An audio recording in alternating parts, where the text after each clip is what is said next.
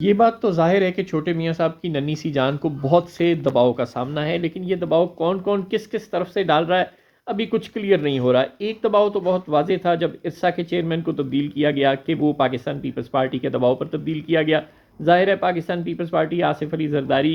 के पास ही इस वक़्त वो तोता है जिसमें शहबाज शरीफ साहब की जान है, यानी उनके बगैर वो हुकूमत नहीं रख सकते, सादा अक्सरियत भी उनके पास नहीं है, लिहाजा उनका हुक्म तो उन्होंने मानना ही था। तो चेयरमैन इरसा को तो 24 घंटे के अंदर अंदर शहबाज शरीफ साहब को वापस करना पड़ा और आइंदा के लिए भी उन्हें कन हो गए, यानी खबर हो गई, पता चल गया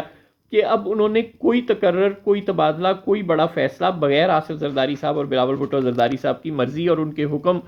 के बगैर नहीं करना। उसके बाद जब मुसद्दक मलिक साहब जो पाकिस्तान मुस्लिम लीग नवाज से ताल्लुक़ रखते हैं और अवैस लगारी साहब वो भी पाकिस्तान मुस्लिम लीग नवाज से ही ताल्लुक़ रखते हैं मुबैना तौर पर, लेकिन फिर क्या मसला हो गया कि मुसद्दक मलिक साहब जो कि पिछले शहबाज टेन्योर में भी एनर्जी के मिनिस्टर थे, वो अपने वलों तजर्बाकार मिनिस्टर थे इस पोर्टफोलियो के लिए, मगर उनको चंद ही दिनों में, गालिबन 1-2 दिनों में हल्फ उठाने के और कलमदान मिलने के वजारत रवानाई के हटाकर अवैस लगारी साहब को लाना पड़ा। अब ये दबाव किस तरफ से आया था? मुसद्दक मलिक साहब पर रावलपिंडी से दबाव था या लाड़काना से दबाव था या फिर रायवंड से दबाव था, लेकिन बहरहाल कहीं ना कहीं से तो ये दबाव भी आया। उसके बाद air chief marshal Zaheer Babar Sidhu को 1 साल की एक्सटेंशन दे दी गई। ये अछूता ख्याल जो कि पाकिस्तान की तारीख में दूसरे एयर चीफ हैं एक्सटेंशन लेने वाले, आज तक कभी किसी एयर चीफ को इन दो हजरात के अलावा एक्सटेंशन नहीं मिली। ये अछूता ख्याल फिर मियाँ शहबाज शरीफ के जहन में कहाँ से आया? क्या उन्हें खुद air chief marshal Zaheer Babar Sidhu से बहुत मोहब्बत थी या कोई और मामला थे?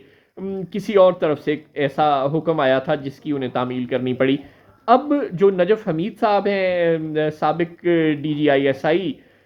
फैज़ हमीद साहब के भाई, उनको गिरफ्तार कर लिया गया है। अब ये मरीम नवाज़ की ख्वाहिश पर गिरफ्तार किया गया है, नवाज़ शरीफ की ख्वाहिश पर गिरफ्तार किया गया है या रावलपिंडी की ख्वाहिश पर गिरफ्तार किया गया है, या ये एक ड्यू प्रोसेस है जिसके तहत कानून, चूँकि पाकिस्तान एक कानून और आइन के मुताबिक चलने वाला मुल्क है, तो क्या ये किसी आइन और कानून के तहत होने वाली एक रूटीन की कार्रवाई है? दाल में ज़ाहिर है कुछ काला काला है और शहबाज हुकूमत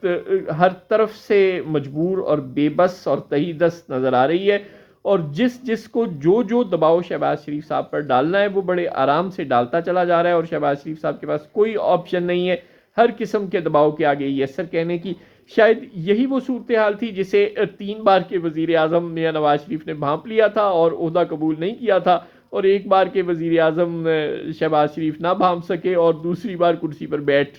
तो गए हैं, लेकिन अब लाड़काना और रावलपिंडी और रायवंड के दरमियान शायद वो पिस कर रह जाएं। अल्लाह उनके हाल पर रहम करे।